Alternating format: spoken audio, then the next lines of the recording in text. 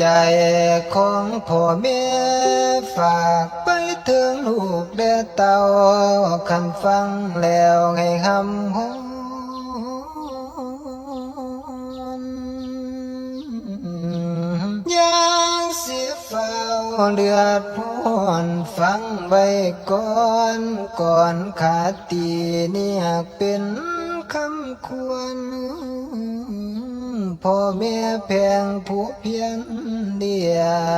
งเพียงคำว่าบุตรธิดานั้นบ่มีสิ่งสำคัญยังสิมาเทียบเท่าเปรียบดังเหมือนพ่อแม่หักลูกเต้า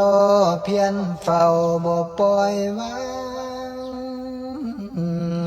อันความมากบ่เคยจางเจือทา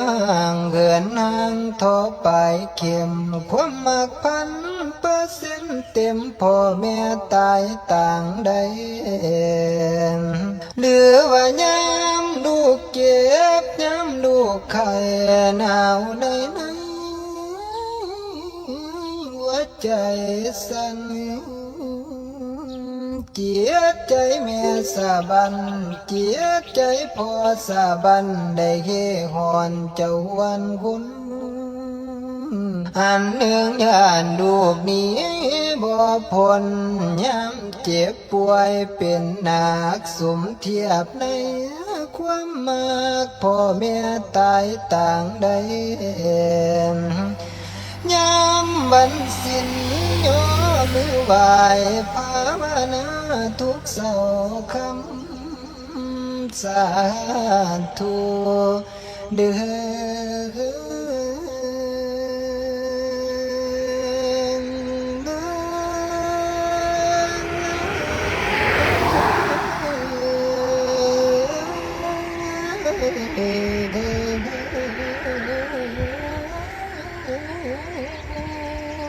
สิ้นแด่ทำให้สวยหัวสู้ข้ามให้อยู่ยืน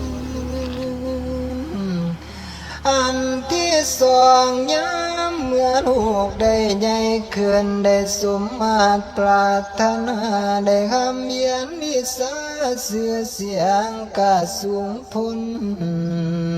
ลูกคำเมื่อยความมักจนใจเศร้า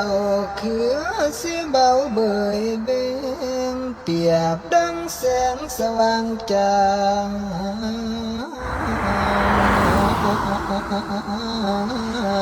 ได้เพียงพ้นเจ้าพานผู้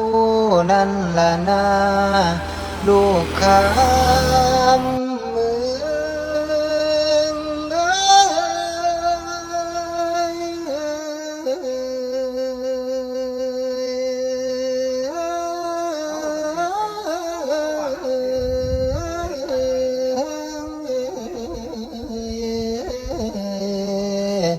โน